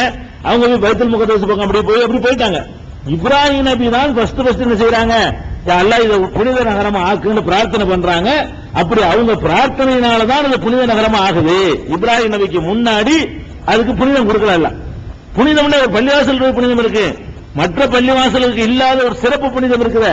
அந்த புனிதம் கிடையாது. மற்ற பள்ளிவாசல்ல இல்லாத அதை சுத்தி வரணும்னு அல்லாஹ் சொல்றான். எந்த பள்ளிவாசலையும் சுத்த முடியாது. பள்ளிவாசல் போய் தொழுவ முடியுமே தவிர பள்ளிவாசல ரவுண்ட் சுத்தி வர்றதுக்கு அனுமதி இருக்கான அனுமதி கிடையாது. அந்த காபாவில் மட்டும் அதை செய்யணும். இப்படி சிறப்பு வணக்கங்கள் கொடுக்கப்பட்டது எப்ப இருந்து ஆரம்பிக்குதுன்னு கேட்டா இப்ராஹிம் அலைஹிஸ்ஸலாம் காலத்திலிருந்து தான் துவங்குகிறது என்பதை நம்ம எதுல பார்க்கிறோம்னு கேட்டா நபி ஸல்லல்லாஹு அலைஹி வஸல்லம் அவங்க சொல்றாங்க சஹீஹ் முஸ்லிம்ல, அதாவது 2437வது ஹதீஸ்ல சொல்றாங்க. எப்படி சொல்றாங்கன்னா, அல்லாஹும்ம பாரிக் லனா ஃபீ சமரினா, இறைவா எங்களுடைய கனிவர்க்கங்களில் நீ பரக்கத்து செய்வாயாக. பாரிக் லனா ஃபீ மதீனத்தினா, எங்களுடைய இந்த மதீனா நகரத்துல நீ என்ன செய்ய, ரொம்ப வறுமை இருந்தாங்க. போய் மதீனாவுல போன புதுசுல ஹிஜ்ரத் பண்ணி போன புதுசுல ரொம்ப கஷ்டப்பட்டாங்க. அவங்களுக்காக துஆ செய்யும் பொழுது பாரிக் லனா ஃபீ சாயினா பாரிக் லனா ஃபீ முத்தினா, எங்களுடைய முத்துனா சின்ன அளவு, அந்த படி அந்த உலக்கு, அதுல எங்களுக்கு பரக்கத்து செய்யி. அப்படி எடுத்தா ஒரு படி அளவுக்கு அதுல பயணம் வர்ற மாதிரி ஆக்குன்னு அர்த்தம். சானா அது 4 முத்து சேர்ந்தது ஒரு சார். ஒரு முத்துங்கிறது ஒரு கை அளவு, ஒரு சா என்று சொல்வது 4 கை அளவு. அதையும் சொல்லி சொல்றாங்க. அதுல எங்களுக்கு பரக்கத்து செய்ய, எங்களை படியில, எங்களுடைய கோலையில, எங்களுடைய உலக்குல, அதுல எல்லாம் பரக்கத்து செய்ய என்று கேட்டுட்டு ரசூல் ஸல்லல்லாஹு அலைஹி வஸல்லம் சொல்றாங்க, அல்லாஹும்ம இறைவா இன்ன இப்ராஹிம் அப்துக வ கலீலுக வ நபியுக, இப்ராஹிம் அலைஹிஸ்ஸலாம் உன்னுடைய அப்தாகிய, உன்னுடைய நண்பராகிய, உன்னுடைய நபியாகிய இப்ராஹிம் அலைஹிஸ்ஸலாம் அவர்கள் மக்காவுக்காக வேண்டியவர்கள் துஆ செய்திருக்கிறார்கள். மக்காவுக்காக என்ன செஞ்சிருக்காங்க, பிரார்த்தனை பண்ணி இருக்கிறார்கள். எனவே நான் மதீனாவுக்காக பிரார்த்தனை பண்றேன். மக்காவை அவர்கள் புனிதமாக்கி இருக்கிறார்கள், நான் மதீனாவை புனிதமாக்குகிறேன் என்றெல்லாம் பெருமானார் ஸல்லல்லாஹு அலைஹி வஸல்லம் சொல்லி இருக்கிறாங்க. அதனால இப்ராஹிம் அலைஹிஸ்ஸலாம் காலத்திலிருந்து தான் அந்த புனித அந்தஸ்து வருகிறது என்பதையும் விளங்கிக் கொள்ளணும். அதுக்கப்புறம் இப்ராஹிம் நபிக்கு முன்னாடியே ஒவ்வொரு நபியுடைய வரலாறுலையும் இந்த ஹஜ்ஜை சேர்த்து வச்சிருப்பாங்க. இந்த வரலாறு எழுதிக்கிறாங்க கசூசுல் அம்பியா மாதிரி புக்குகள் என்ன எழுதியிருப்பாங்கன்னா, ஆதம் அலைஹிஸ்ஸலாம் ஹஜ் செஞ்சாங்க, நூஹ் நபி ஹஜ் செஞ்சாங்க, இத்ரீஸ் நபி, ஒரு நபியை சொன்னா அந்த ஹஜ்ஜையும் சேர்த்துக்குவாங்க. அவர் எந்த கடைக்கோடியில வாழ்ந்தவரா இருந்தாலும் சரி அவரும் போய் ஹஜ் செஞ்சார் என்றெல்லாம் சொல்லுவாங்க. ஹஜ்ஜிங்கிற கடமையும் கூட இப்ராஹிம் நபிக்கு முந்தி கிடையாது. அதை விளங்கிக்கணும். ஹஜ்ஜிங்கிற கடமை இருக்கு, தொழுகை நோன்பு எல்லாம் எல்லாருக்கும் இருந்தது. நோன்பை பத்தி எல்லாம் சொல்லும் பொழுது கமா குத்திப அலல்லதீன மின் கபலிக்கும், உங்களுக்கு முன்னே வந்தவருக்கு கடமையாக்கப்பட்டது போலவே கடமை எல்லாம் சொல்றான். ஹஜ்ஜை பொறுத்த வரைக்கும் எப்படி வருதுன்னு கேட்டா, காபத்துல்லாவை கட்டி முடிச்சவனே இப்ராஹிம் நபி அறிவிக்கிறாங்க, வஅதீன் பின்னாசி பில் ஹஜ், இப்ராஹிமே இப்ப ஹஜ்ஜுக்காக மக்களுக்கு நீ அழைப்பு கொடுப்பீராக. அப்பதான் இப்ராஹிம் தான் பிரகடனப்படுத்துறாரு. எப்படி அழைப்பு, அந்த அழைப்புனா என்ன அழைப்பு தெரியுமா, இது ஆத்மீக சம்பந்தமான அழைப்பு கொடு. அந்த அழைப்பை கேட்டுவிட்டு உன்னிடத்தில் நடந்து வருவார்கள், வெளிந்த ஒட்டகையில் வருவார்கள், வெகு தொலைவில் இருந்தெல்லாம் வருவார்கள், நீ பாட்டு அழைச்சிரு, அது வருவாங்க அப்படின்னு சொல்லி இப்ராஹிம் அலைஹிஸ்ஸலாத்துக்கு அல்லாஹ் சொல்றான். அவர் இந்த காபத்துல்லா கட்டி முடிச்சவனே ஒரு ஹஜ்ஜுக்கு ஒரு டிக்ளேர் பிரகடனம் பண்ணாரு. ஆண்டுதோறும் நீங்க எல்லாம் ஹஜ்ஜுக்கு எல்லாரும் வாங்க அறிவிச்சிருக்காரு. அந்த அறிவிப்பு எதுக்கு எல்லாம் சொல்றாங்க, அதை கொண்டுதான் அந்த ஹஜ் உருவாகுது அன்னையில இருந்து. அதுக்கு முன்னாடி எல்லாம் அதனாலதான் ஹஜ்ஜுடைய எல்லா காரியங்களையும் எடுத்து பாருங்க. சபா மர்வாவில் ஓடுறோம், ஹஜ்ஜுடைய ஒரு கிரிகை. அதுக்கு முந்தைய உள்ளவங்க எதுக்கு ஓடணும், இந்த அம்மா ஓடுறதுனால நம்ம ஓடுறோம். அந்த ஹாஜரா அம்மா ஓடல என்று சொன்னா நம்ம எதுக்கு அதில் போய் ஓட போறோம்? அதுக்கு முந்தைய அந்த மலைக்கு என்ன புனிதம் இருந்துச்சு, ஒண்ணுமே கிடையாது. அப்ப சைத்தானு கல்லறிகிறீங்க. அதுவும் இவருடைய இந்த அறுத்த சம்பவம் வரப்போகுது. அவர் பிள்ளை அறுக்க போனார் இல்லையா, அதுவும் இப்ராஹிம் நபியுடைய வரலாற்றுல சம்பந்தப்பட்டனால அந்த நிகழ்ச்சி நீங்க செய்யறீங்க. அதை பார்த்தாலும் அதுதான். ஜம்சம் தண்ணியை பறக்கத்தை அறந்துக்கிறோம், அதுவும் இந்த இப்ராஹிம் நபிக்காக வேண்டி இஸ்மாயில் நபிக்காக தான் நல்லா உண்டாக்கணும். அதுக்கு வந்து இல்லையில தண்ணி இல்லாத காட்டலாம் விட்டாங்க புத்தல் வழியில. அப்ப அதுல உள்ள எந்த ஒரு காரியத்தை நீங்க எடுத்து பார்த்தாலுமே அறுக்கிறோம், அன்னைக்கு அறுத்து பழகிடுறோம். அதுவும் இவர மகனா இருக்க போனதுனால வந்த ஒரு மாற்று பரிகாரம் தானே அது. அப்ப எந்த ஒரு காரியத்தால் உள்ள காரியத்தை பார்த்தாலும் உங்களுக்கு தெரியும். சபா மர்வாவுல ஓடுறதுல இருந்து, அந்த மினாவுக்கு போறதுல இருந்து, அரபாவுல இருந்து எல்லாமே இவங்க வாழ்க்கையோட தொடர்புள்ள விஷயங்களாகவே அமைந்திருக்கிறத வைத்து பார்த்தாலும் நம்ம விளங்கிக்கலாம். அதுக்கு வந்து இதெல்லாம் கிடையாது. அதுக்கு வந்து என்ன கிடையாது, ஹஜ்ஜிங்கிறது அப்படி ஒரு வழிபாட்டு தலம். அது பள்ளி வாசல போய் உள்ள தொழுதுட்டு வந்தா வந்திருப்பாங்க யாராவது, அவ்வளவுதான் இருக்குமே இருந்த காலத்துல. ஹஜ்ஜி என்பது ஒவ்வொரு நபியும் ஹஜ்ஜி செஞ்சாங்கன்னா சொன்னா எந்த அளவுக்குன்னா, அந்த நூஹ் நபியுடைய கப்பலை சொல்லும்போது கூட சொல்லி இருக்கிறாங்க. நூஹ் நபி கப்பல் அதுல ஏறின உடனே அந்த மேல வருதுல அவ காபா வந்துருச்சான். காபா மட்டத்துக்கு மேல கப்பல் வரும்போது அப்படி ஒரு 7 சுத்து அப்படி சுத்திச்சான், தண்ணிலேயே தவாப் செஞ்சுச்சான் கப்பலோட. இதெல்லாம் இப்படிலாம் விடுறாங்க. அப்போலாம் சுத்தணுங்கிற சட்டம் வரல, அப்பெல்லாம் என்ன செய்யல, சுத்தணுங்கிறதெல்லாம் வரல. இப்ராஹிம் நபி காலத்தில் தான் வருகிறது என்பதை 22வது அத்தியாயத்தில் 27வது வசனத்தில் அல்லாஹ் சொல்லி காட்டுகிறான். இது ஒரு முக்கியமான ஒரு அம்சமாச்சா. அடுத்தபடியாக இப்ராஹிம் நபியுடைய வாழ்க்கையில் நடந்த இன்னொரு நிகழ்ச்சி என்னன்னா, அவர்களுடைய மகனை அறுத்து பலியிட மாதிரியான ஒரு கனவை அல்லாஹ் காட்டுகிறான். நபிமார்களுடைய கனவுகள் எல்லாம் வஹி, இறை செய்தி. நபிமார்கள் காணுகிற கனவுகள் எல்லாம் அது இறை செய்தி. இறை செய்தி என்பதற்கு வேற எங்கேயும் போக வேணாம். இந்த அறுக்கிற சம்பவத்தை அல்லாஹ் சொல்றான், அதுக்குள்ளே வரும். அதை நான் வாசி காட்டும் பொழுது இது கனவு இறை செய்தி தான், அவருடைய கனவை அல்லாஹ் அங்கீகரிக்கிறான் என்பதை நம்ம அந்த சம்பவத்தில் பார்க்க போறோம். அப்ப கனவுல அல்லாஹ் காட்டின உடனே மகனை அறுக்கிறதா காட்டினா இறை தூதர் ஆயிட்டாங்க. உங்க கனவுல வந்து நீங்க அறுத்துற முடியாது. உங்க கனவுல வந்துகிட்டே உங்க பிள்ளை அறுக்கிற மாதிரி கனவு கண்டா உடனே இழுத்துட்டு போய் நீங்க அறுக்க முடியாது. அது கூடாது மார்க்கத்துல. ஏன்னா மார்க்கத்துல என்ன செய்யணும் என்பதை வந்து இறை தூதர் மூலமா சொல்லி முடிச்சுட்டு போயிட்டான்ல, முடிஞ்சு வச்சுக்கத. புதுசாக மார்க்கம் வராது. நீங்க காணுகிற கனவு, யாரு காணுகிற கனவு மார்க்கமாகாது. இறை தூதர்கள்ங்கிறவங்க வகி தொடர்பு இருந்ததுனால கனவு வழியாகவும் குறைவான அதிக அளவுல இல்லாம 3 வகை இருக்குல்ல, 3 வகையோட பிளஸ் 4வதாக மிக குறைந்த அளவுல உள்ள சில விஷயங்கள் இறை தூதர்களுக்கு கனவின் மூலமாக சொல்லப்படும். அதை இறை தூதர் வந்து வெளிப்படுத்தி சொல்லும் பொழுது அது மார்க்கமாயிரும், வஹி ஆயிரும். அப்ப அல்லாஹ் வந்து கனவுல காட்டின உடனே அவங்க என்ன செய்யறாங்க, பிள்ளை அறுக்கிறதுக்காக வேண்டி அல்லாஹ்ட்ட இருந்து நமக்கு செய்தி வருது, கனவுல காட்டுறான். சைத்தான் இருந்து பாதுகாக்கப்பட்டிருக்காங்க நபிமார்கள். அதனால இறைவன் காட்டினா நம்ம அந்த வேலையை செய்வோம்னு சொல்லிட்டு மகன் அறுக்க போறாரு. அறுக்க போனோம்னு அல்லாஹ் வந்து தடுத்துட்டான். எதுக்கு தடுக்கிறான்னா அதுக்கு ஒரு வரலாறு சொல்லுவாங்க. என்ன வரலாறுனா, அன்றைய காலத்துல வந்து கடவுளுக்காக வேண்டி மனிதர்கள் பலியிடக்கூடிய நரபலி கொடுக்கக்கூடிய ஒரு வழக்கம் இருந்தது. அதனால இப்படி அல்லாஹ் என்ன செஞ்சிருக்கான், அதை தடுத்து நிறுத்துறதுக்காக வேண்டி இப்ராஹிம் நபியுடைய ஸ்டைல் அப்படித்தானே இருக்குது. அவர் வந்து அல்லாஹ் இருக்கிறான்னு சொல்றதை வேற ஸ்டைல் சொல்லுவாரு. இந்த பாரு நட்சத்திரம், இது அல்லாஹ் பாரு, இந்த பாரு சூரியன், இது அல்லாஹ் பாரு. அப்புறமா அல்லாஹ் வருவார். அவர் ஸ்டைல் எப்படி, இப்ராஹிம் நபியுடைய ஸ்டைல் எப்படின்னு கேட்டா, அல்லாஹ் இருக்கிறான்னு சொல்லும் போது கூட அப்படி படிப்படியாக மக்கள் வேற ஒரு டெக்னிக்கா தான் அவருடைய எல்லா பிரச்சார முறை அமைஞ்சிருக்கிறது. அதை வைத்து பார்க்கும் பொழுது அறுக்கிற மாதிரி கொண்டு போய் காட்டி, சும்மா அறுக்கான்னு சொன்னா கேட்க மாட்டான். அறுக்கிற மாதிரி கூட்டிட்டு போயிட்டு கடைசியில் ஆட்டம் இருக்கும் போது என்னவாகுது, ஆக இப்படி கூட செய்யலாம் போல இருக்கு, கடவுளுக்கு மனுஷனுக்கு அறுக்கணும், அதுக்கு போல ஆட்டம் எடுத்துட்டு போயிடலாமே அப்படிங்கிற மாதிரி கடவுளுக்கு பலி கொடுக்கணும் நினைக்கிறான். அவன் என்னத்தை மாற்றுவதாக இருந்தால் இவர் அந்த ரூட்ல போற மாதிரி போவார், நட்சத்திரத்தை வணங்குற மாதிரி போவார், சூரியனை வணங்குற மாதிரி தெரியும். பார்த்தா இவர் பேச பார்த்தோம்னா கடைசியில் அப்படி விவசாயிக்கிறார் புரிய வச்சுட்டு. அப்படி இப்ராஹிம் நபியுடைய வழிமுறை இருந்ததுனால அதுக்காக அல்லாஹ் செஞ்சிருப்பான்னு ஒரு தத்துவமா சொல்லுவாங்க. ஆனா அதுக்காகத்தான் அல்லாஹ் செஞ்சாங்கிறது வேண்டாம் நம்ம ஆதாரம் இல்லை தவிர, உலகம் பூரா நரபலி இருந்துச்சுங்கிறது ஆதாரம் உண்டு. உலகம் பூரா இன்னைக்கு இருக்க இந்த 20ஆம் நூற்றாண்டுக்குள்ள சட்டம் வந்த பிறகு கூட கடவுளுக்குன்னு பிள்ளைகளை கொண்டு பலி கொடுக்கிறான், புதைகளுக்காக கொடுக்கிறான், தான் நல்லா இருக்கிறதுக்காக வேண்டி பிள்ளையை கொண்டு பலி கொடுக்கிறான், அடுத்த வீட்டு பிள்ளையை பலி கொடுக்கிறான். இன்னைக்கும் கூட 20ஆம் நூற்றாண்டுல இவ்வளவு கடுமையான சட்டங்கள் இருக்கும்போது இருந்தா இந்த சட்டங்கள் இல்லைன்னா என்ன பண்ணிருப்பாங்கன்னு பாருங்க. 5000, 10,000, 20,000 வருஷத்துக்கு முன்னாடி போயிட்டு இருந்தீங்கன்னா மனுஷனை வந்து கடவுளுக்கு பலி கொடுத்தல் என்பது ரொம்ப சாதாரண விஷயம். அது நடந்தது என்பது உண்மை. உலகம் முழுவதும் இப்படி ஒரு பழக்கம் இருந்தது உண்மை. அதுக்காக அல்லாஹ் செஞ்சான்னு இப்படி சம்பந்தப்படுத்துவது என்பது ஒரு ஊகம், ஒரு அனுமானம், ஒரு பொருத்தமான ஒரு அனுமானம் இருந்தால் ஏற்றுக்கொள்ளலாமே தவிர அதை ஏற்றுக்கொள்ள வேண்டும் என்று சொல்ற அளவுக்கு அதுக்கு ஆதாரம் கிடையாது. இதுக்கு தான் செஞ்சாங்க. அவருடைய உறுதியை சோதிச்சு பார்க்கறது கூட அல்லாஹ் செஞ்சிருக்கலாம். குர்ஆன்ல இருந்து பார்க்கும்போது அதான் தெரிகிறது. என்ன தெரிகிறது, ஒய்யிரிபுதலா இப்ராஹிம் ரப்புஹு பி கலிமாத்தின், இப்ராஹிமை அவருடைய இறைவன் பல கட்டளைகள் மூலமாக சோதித்து பார்த்தான். அத்தமஹுன்ன, அத்தனை ஜெயிச்சார். உன்னோட ஃபெயில் கிடையாது. பல கட்டளைகள் மூலமாக, பல காரியங்கள் மூலமாக அவருக்கு அல்லாஹ் பரீட்சை வைத்து பார்த்தான். அத்தமஹுன்ன, அவற்றை முழுமையாக அவர் நிறைவேற்றினார் என்று இப்ராஹிம் நபி அவர்களுக்கு அல்லாஹ் சர்டிபிகேட் கொடுக்கிறான். சோதிச்சு பார்க்கிறதுக்காகவும் அல்லாஹ் என்ன செய்யறான், அப்படி செய்திருக்கிறான் என்று குர்ஆன்ல 2வது அத்தியாயம் 124வது வசனத்துல இப்ராஹிம் நபியை பலவிதமான சோதனைகளுக்கு உட்படுத்தியதாக அல்லாஹ் சொல்லி காட்டுகிறான். அடுத்தது இந்த அறுத்து பலியிடுற சம்பவம் இருக்கு பாருங்க, அதை வந்து வேற எங்கேயும் போக தேவையில்லை. இந்த குர்ஆன் வசனத்தை வாசிச்ச உடனே அதுல என்ன நடந்தது என்று தெளிவா வழங்க. அவ்வளவு அழகா சின்ன பிள்ளைக்கு சொல்ற மாதிரி அல்லாஹ் சொல்றான். 37வது அத்தியாயத்துல 99ல இருந்து 112 வரைக்கும் 37 வரிசையா போனீங்கன்னா அது என்ன எப்ப நடக்குதுன்னு கேட்டா, நெருப்புல தூக்கி போட்டாங்க இல்லையா, நெருப்புல தூக்கி போட்ட உடனே அவரை நாம் காப்பாற்றினோம் அப்படின்னு 98வது வசனம் முடியுது. காப்பாற்றின உடனே வகால இன்னி ராஹிபுன் இலா ரப்பி சயஹதீன், நான் என் இறைவனை நோக்கி செல்கிறேன், அவன் எனக்கு வழிகாட்டுவான் என்று இப்ராஹிம் நபி சொன்னார்.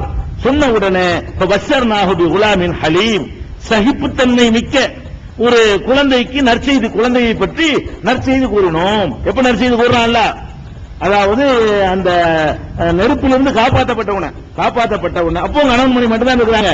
நெருப்பிலிருந்து காப்பாற்றப்பட்ட உடனே அப்பதான் அல்லாஹ் என்ன செய்யறான், உனக்கு ஒரு புள்ள இருக்குன்னு நற்செய்தி கொடுக்குறான். புள்ள பேர்லாம் வரல, ஒரு பொறுமை மிக்க ஒரு குழந்தையை பற்றி உனக்கு நற்செய்தி சொல்லுகிறோம்னு சொல்லிட்டான்.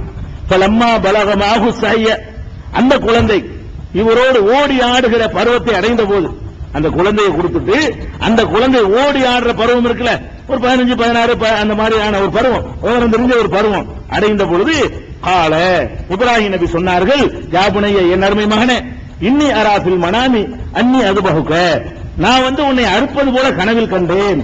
பொங்கூர் மாதா தரா, நீ என்ன கருதுகிறாய் அப்படின்னு அந்த ஓடி ஆடி திரிகிற அந்த மகன் இஸ்மாயில் அலைஹிஸ்ஸலாம் அவர்கள்ட்ட இப்ராஹிம் நபி அவர்கள் கேட்கிறார்கள். அதற்கு இஸ்மாயில் அலைஹிஸ்ஸலாம் சொன்னார்கள், யாபத்தி, என் தந்தையே, இஃப்அல் மா தூமர், இடப்பட்ட கட்டளை நீங்கள் செய்யுங்கள், உங்களுக்கு என்ன கட்டளை இடப்படுகிறதோ அதை செய்யுங்கள். அப்ப இடப்பட்ட கட்டளைன்னு சொன்னதுல இருந்து இந்த கனவு என்னது, கட்டளை. ஒரு நபி தானே சொல்றாரு, நீ அவர் நபி தானே, இஸ்மாயில் நபியும். அப்ப இடப்பட்ட கட்டளையை நீங்கள் செய்யுங்கள். சதஜிதுனி இன்ஷா அல்லாஹு மினஸ் சாபிரீன், அல்லாஹ் நாடினால் என்னை பொறுமையாளனாக நீங்கள் காண்பீர்கள், நான் இதுக்கு கலங்க மாட்டேன்.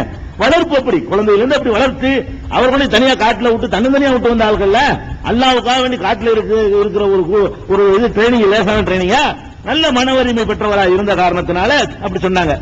பலம்மா அஸ்லமாவ தல்லஹூலில் ஜபீன், ரெண்டு பேரும் அதுக்கு ஒப்புக்கொண்டு சரி அறுக்க ரெடி, நான் அறுபட ரெடி என்று வந்த பொழுது அவரை கீழே கிடத்திய பொழுது நாதையினாக ஐயா இப்ராஹிம், இப்ராஹிமை என்று உடனே கூப்பிட்டு விட்டோம்.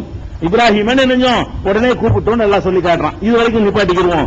இவங்க என்ன செய்வாங்க தெரியுமா, இதுக்கு ஒரு கதை போனாங்களா, கத்தியை தீட்டினாங்களாம், தீட்டி அருந்து அறுத்தான், கீழே தள்ளணும்னு நல்லா கூப்பிட்டான். அறுக்கலாம் அப்படி கஷ்டமெல்லாம் கொடுக்கல, தந்தைக்கு போய் அப்படியான ஒண்ணெல்லாம் கொடுக்கவே இல்லை. அறுக்கன்னு சொல்லி கீழே போட்டவனே இப்ராஹிம் நிறுத்து அப்படின்னு உடனே சொல்லிவிட்டான். இவங்க என்ன செய்யறாங்க, கத்தியை கூர்மையா தீட்டினாங்களாம், அடுத்த அறுக்கலையா, கோவத்தில் ஒரு பாறை அது ரெண்டா போச்சான். அவ்வளவு கூர்மையான கத்தியான், பாறையில் ஒரு போட்டாலும் ரெண்டா போச்சான். மரம் தீட்டிட்டு வந்தாராம், மரம் அறுத்தாராம், அறுந்து அறுத்தாராம், கண்ணை கட்டிக்கிறங்க தந்தை ஏண்டாராம், ரத்தம் செஞ்சிருந்தாராம், என்னென்னமோ பண்ணிக்கிட்டு இதெல்லாம் எங்க இருக்குதா ஒண்ணு கிடையாது. என்ன இருக்குது, அவரை கீழே கிடத்திய உடனேயே நாதை நாகு ஐயா இப்ராஹிம், இப்ராஹிமை என்று நாம் அழைத்து கனவை மெய்ப்படுத்தி விட்டீர், இன்னா கதாலிக்க நஜிசில் முஹ்சினீன், இப்படித்தான் நன்மை செய்தவர்களுக்கு நாம் கூலி தருவோம் அப்படின்னு அல்லாஹ் சொல்றான். இப்ப இந்த கனவை தன்னுடைய அங்கீகரிக்கிறான்ல, வகிந்து எதை வச்சு சொல்றோம்னு கேட்டா, கனவு கண்டதுக்கு அப்படி செய்வியா நீ அப்படி அல்லாஹ் கேட்டிருக்கானே, அல்லாஹ் என்ன செய்ய பாராட்டுறான். அது சத்தத்தருயா, கனவை மெய்ப்படுத்தி விட்டீர், இது நல்ல காரியம், இன்னா கதாலிக்க நஜிசில் முஹ்சினீன், நல்லது செய்யறவர்களுக்கு இப்படிதான் நம்ம கூலி கொடுப்போம்னு சொன்னா இவர் செஞ்ச நல்லது. அப்ப வஹீன்னு வழங்குது. வஹியா இருக்க போய்த்தா இப்படி எல்லாம் சொல்றான். வஹியா இல்லன்னா கனவுல பார்த்ததுக்காக யாராவது அப்படி பண்ணுவாங்களா, என்ன வேலையை பண்ண பார்த்த நீ அப்படின்னு எல்லாம் சொல்லி இருக்கணும். அப்படி சொல்லல, அது சிலாகிக்கிறான். அது மாத்திரம் இல்லாம அடுத்து சொல்றான், இன்னஹாதா லஹுவல் பலாஉல் முபீன், சோதனையிலேயே பெரிய சோதனை இதுதான். இதான பெரிய சோதனை, யோசிச்சு பாருங்க. இதுக்கு நிகர ஒரு சோதனை சொல்லுங்க உலகத்துல, உங்க பிள்ளைங்க அருங்கன்னு சொல்றதுக்கு மிஞ்சின ஒரு சோதனை இருக்குதா உலகத்திலேயே? நீஞ்சாவுன்றது கூட பெரிய சோதனையா இருக்காது. உன் பிள்ளைய கொண்டு யாரும் வயசான காலத்தில் ஒரு கொடுத்துப்பட்டு கஷ்டப்பட்டு ஆசைப்பட்டு அந்த பிள்ளைய போட்டு அறுத்து துண்டாக்குன்னா அதான் சோதனை, அது ஜெயிச்சார் அவர். அப்ப சோதனைக்கு தான் எல்லாம் கொடுத்தாங்கிறான். எதுக்கு கொடுக்கல, இந்த நரபலிக்காக இல்ல, ஆனால் நரபலியை ஒழிப்பதற்கும் அதுல வழி இருக்கிறது, அதுல இருந்து ஒரு பாடம் அதுல இருந்து இருக்கிறது தவிர அல்லாஹ் கொடுத்தது சோதனைக்கு தான். சரி,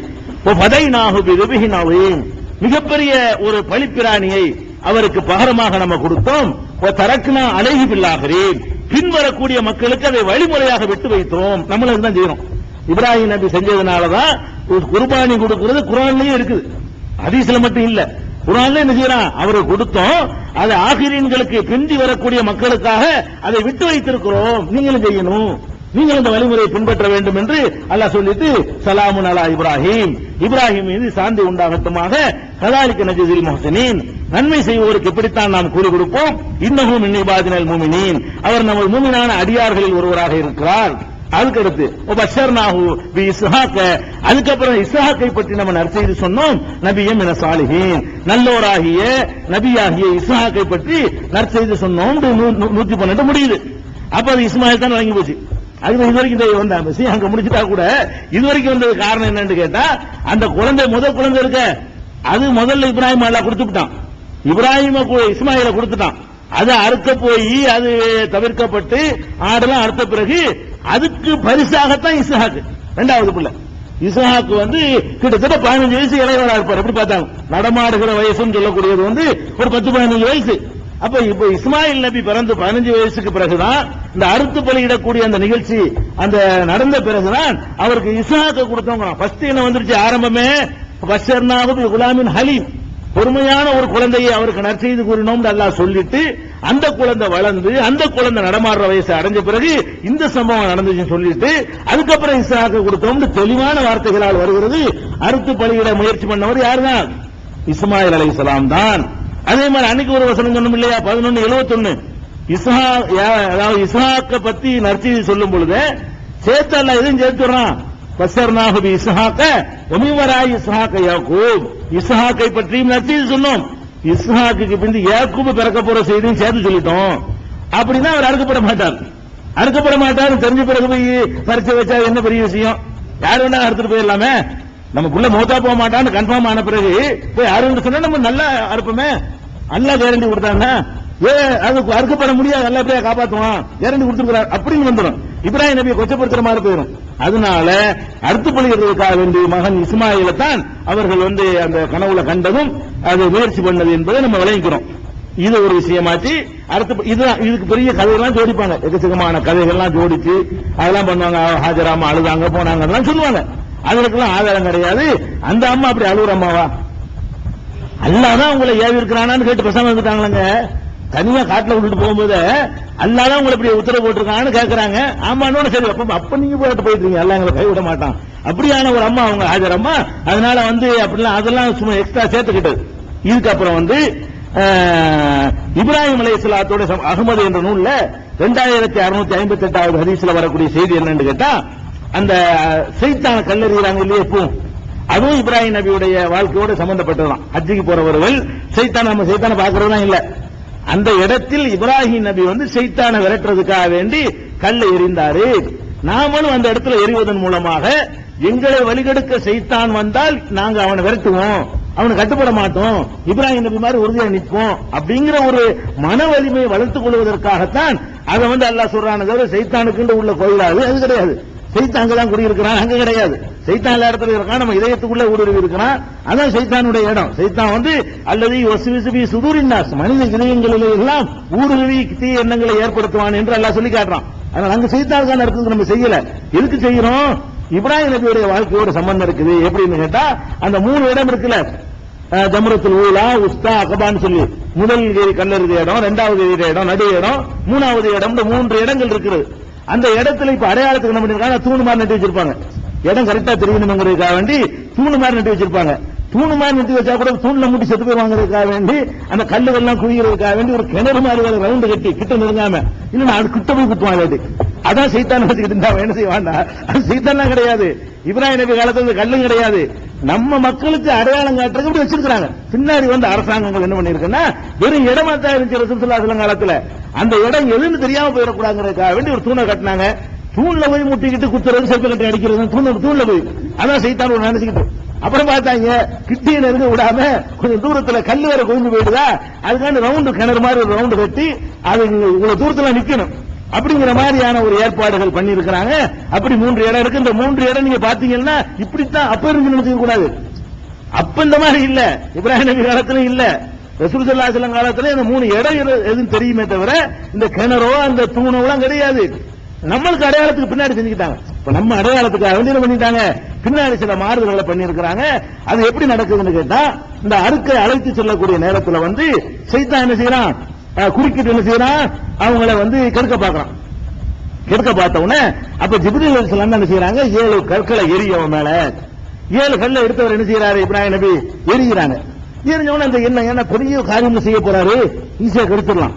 அதாவது இந்த காரியம் இந்த சோதனைக்கு ஒருத்தர் தயாரா வரும்பொழுது ஈஸியா அவரை தடமாத்திடலாம், எப்படியாவது ஒரு தடை செஞ்சு தடை வந்தா பின்வாங்கிடலாமா நினைப்பான், பெரிய காரியம் செய்ய போறோம்.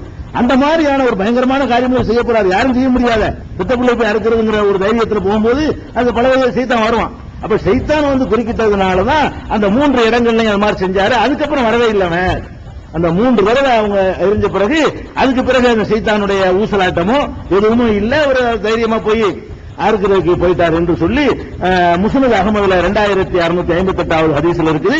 இதுக்கு ஆதாரம் இருக்குது, இதை நம்ம விளங்கிக்கணும்.